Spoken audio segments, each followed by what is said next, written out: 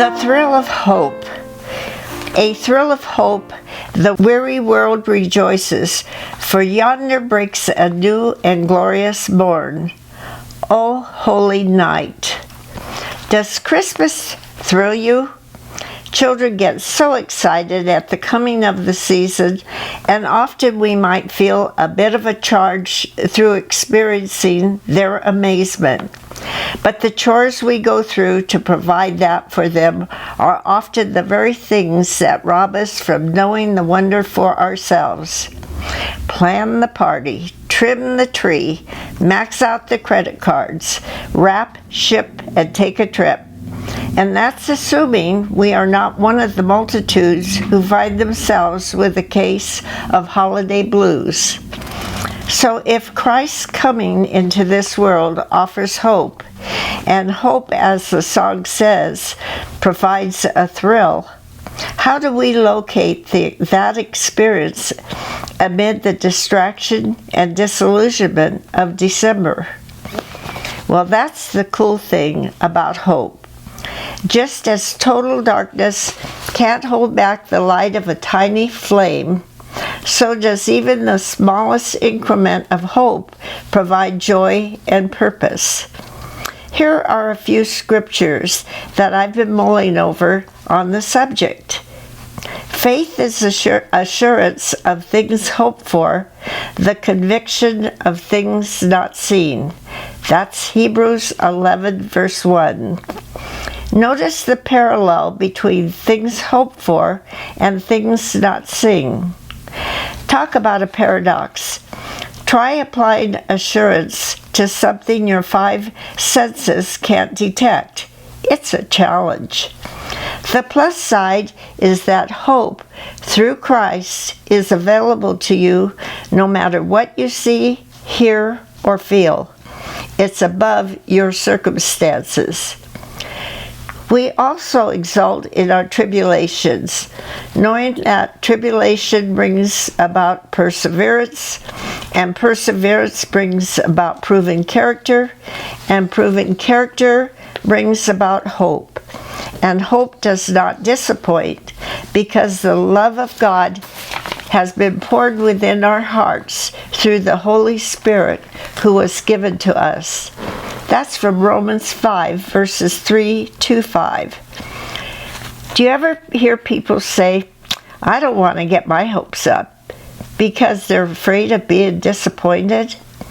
What would you make of Paul's claim that hope does not disappoint? Might the disconnect have something to do with what we're hoping for or expecting? Max Lucado thinks so. Hope is not what you'd expect. It is what you never would dream.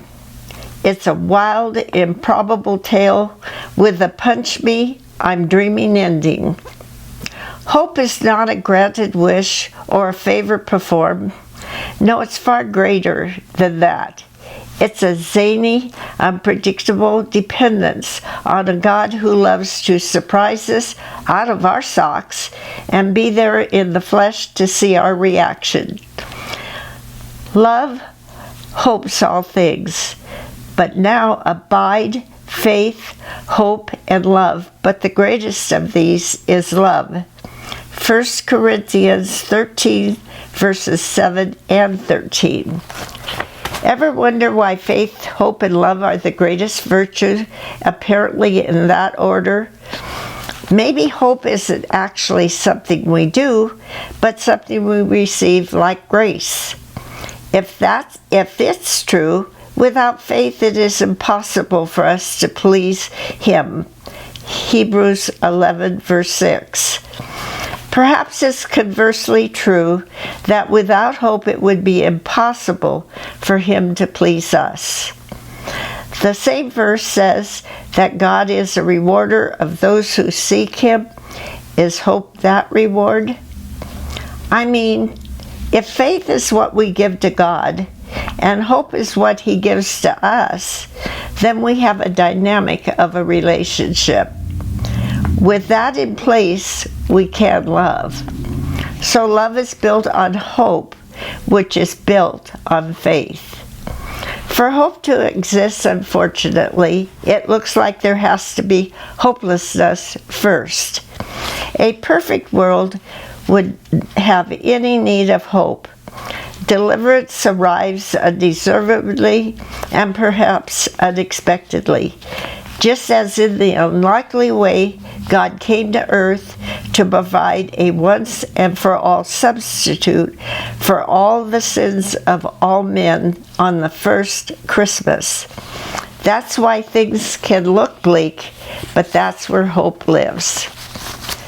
The good news is you simply can't hope big enough, which goes back to the idea of our minds and senses being inadequate to judge God's design and methods, and hope being more a function of God's involvement than our desires. I readily acknowledge I could not have conceived the plan of salvation or the virgin birth. I couldn't imagine the plan of the walls of Jericho to crumble, for hungry lions to turn into Daniel's pet kittens, or the Red Sea to part and offer up dry land. Neither do I know how my problems will be solved or what miracles I'll be blessed with to see this Christmas. Isaiah 9 verses 6 to 7 concerns the hope of prophecy being fulfilled that brought us a wonderful counselor, a mighty God, eternal Father, and Prince of Peace. The last sentence of verse 7 says it's the zeal of the Lord that will accomplish this. God is excited. He's zealous, enthusiastic, passionate, obsessive, even to bring us this hope. Romans 15:13 is my Christmas prayer. May the God of hope fill you with all the joy and peace in believing that you may abound in hope by the power of the Holy Spirit. Why is there hope? Because Jesus was born. Oh, holy night. What a thrill God is at work.